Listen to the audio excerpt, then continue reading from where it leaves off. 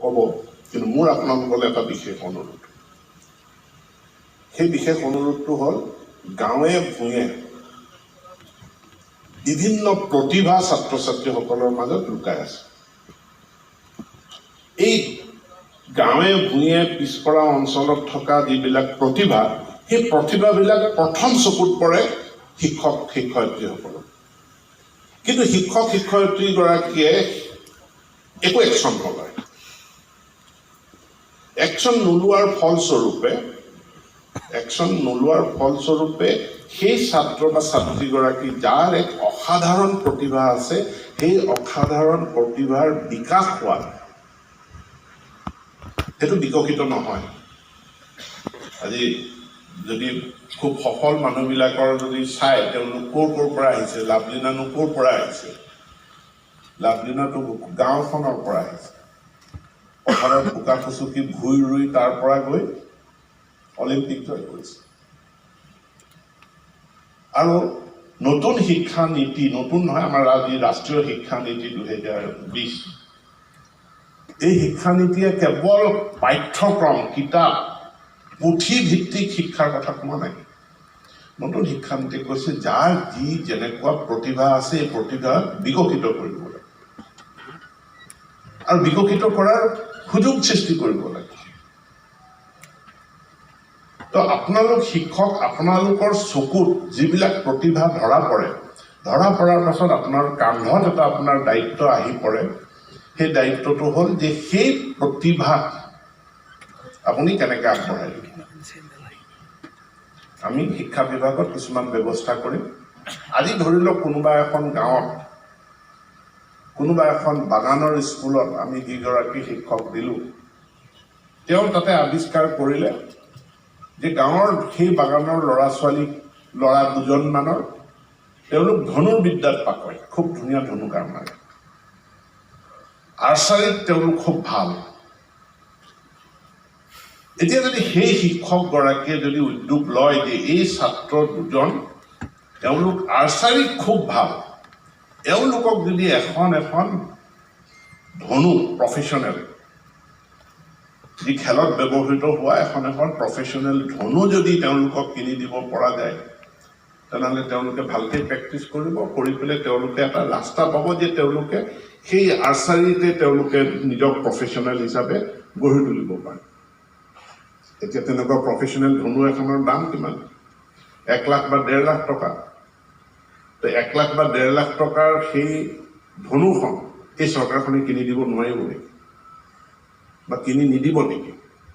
কিন্তু ৰিপৰ্টটোতো আপোনাৰ তাৰ পৰাই আহিব লাগিব। তাতে কোনোবা বক্সিঙত ভাল, বা কোনোবা এথলেটিক্সত ভাল, বা কোনোবা খুব ভাল ফুটবল খেলুৱৈ আছে। এই ক্ষুদ্ৰ ছাত্ৰ অৱস্থাতে এই প্ৰতিভাবিলাকক চিনাক্ত কৰি সেই প্ৰতিভাবিলাকক হাতত হাত ধৰি আগুৱাই নিয়াৰ প্ৰচেষ্টা, কামটো শিক্ষকসকলে কৰিব।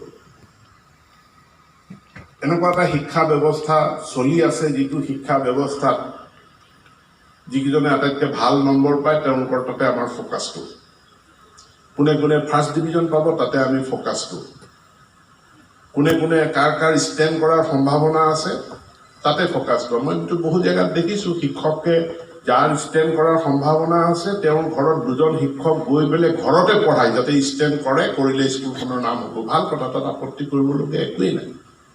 বহুত ভাল কাম কৰিছে সেই শিক্ষকসকলে, যে আটাইতকৈ ভাল যিকেইজন ছাত্ৰ পঢ়া শুনাত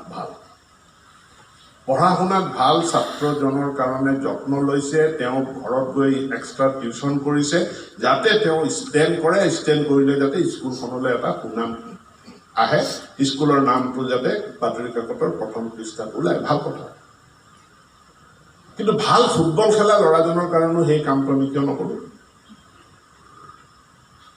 ভাল সাঁতুৰিব জনা ল'ৰাজনৰ কাৰণে আমি কামটো কিয় নকৰোঁ? ভাল গায়কজনৰ কাৰণে সেই কামটো আমি কিয় নকৰোঁ?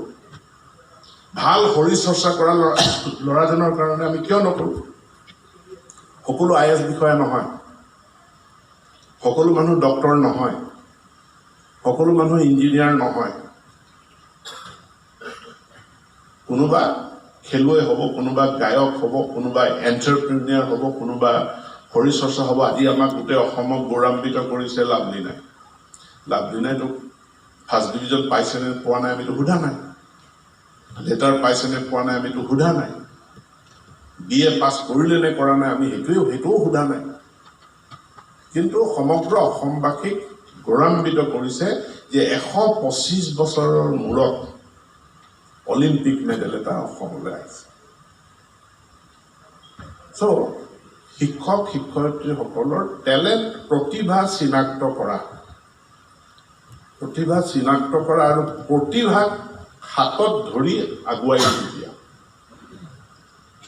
এই কামখিনি সকলোৱে গুৰুত্ব সহকাৰে কৰিব লাগিব। শেষ কথা যে যিহেতু এইকেইখন বিদ্যালয় নতুন বিদ্যালয়খিনিত কিছু সমস্যা থাকিব।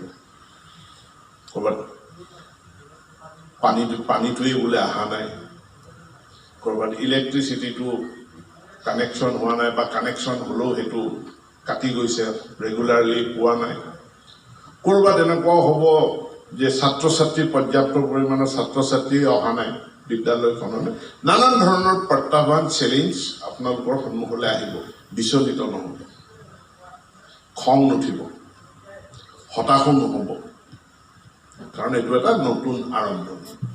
কথাবিলাক কৰ্তৃপক্ষক অৱগত কৰিব, লোকেলি কেনেকৈ ছল্ভ কৰিব পাৰে তাৰ প্ৰচেষ্টা চলাব। আৰু নতুন যেতিয়া শিক্ষানুষ্ঠান, ইয়াত লিডাৰশ্বিপটো বহুত ডাঙৰ গুৰুত্বপূৰ্ণ। লিডাৰশ্বিপ মানে এজন মানুহৰ লিডাৰশ্বিপৰ কথা মই কোৱা নাই, আটাইকেইজনৰ লিডাৰশ্বিপ। তো আপোনালোক এতিয়া একোটা অঞ্চলৰ এখন আদৰ্শ বিদ্যালয়ৰ কাৰণে নতুন লিডাৰ, আৰু সেই নতুন লিডাৰ্ছৰ কাৰণে লিডাৰে খং উঠিব নালাগে, লিডাৰ উত্তেজিত হ'ব নালাগে, লিডাৰ কেতিয়াও মানে হতাশ হ'ব নালাগে। লিডাৰৰ কাম প্ৰব্লেম ছল্ভ কৰি প্ৰজেক্টটো আগুৱাই লৈ যোৱা। এই বিদ্যালয়কেইখন যিহেতু আছে, এই বিদ্যালয়কেইখনত এতিয়া আমি ক্লাছ 6ৰ পৰা 12লৈকে আমি আৰম্ভ কৰিম। আৰু ইয়াত যিকোনো শ্ৰেণীত লেটাৰেল এডমিশ্যন, তাৰমানে ইয়াত 6তো এডমিশ্যন হ'ব, 8তো এডমিশ্যন হ'ব, 9তো হ'ব, 11, 12ও এই বিদ্যালয়খিনিত আমি আৰম্ভ কৰিম। এই বিদ্যালয়খিনিত অতিৰিক্তভাৱে কিছু আন্তঃগাঁথনিৰ প্ৰয়োজন আছে। সেই আন্তঃগাঁথনি যে আৰু এটা শ্ৰেণীকোঠা নিৰ্মাণ কৰা, আৰু ইয়াত এটা নতুন কনচেপ্ট আমি ইন্ট্ৰডিউচ কৰিবলৈ যাম যে এইবাৰ আমি বিভিন্ন ঠাইত যিবিলাক দূৰণিবতীয়া অঞ্চল বা যিবিলাক অলপ দুৰ্গম অঞ্চল, য'ত শিক্ষক বা শিক্ষয়িত্ৰীগৰাকী ৰাতিপুৱা গৈ গধূলি ঘূৰি আহিব নোৱাৰে, তাত আমি সেইবিলাকত একোটা ক্লাষ্টাৰত একোটা শিক্ষকৰ আৱাস মানে হোষ্টেল আমি নিৰ্মাণ কৰাৰ কাৰণে সিদ্ধান্ত গ্ৰহণ কৰিছোঁ।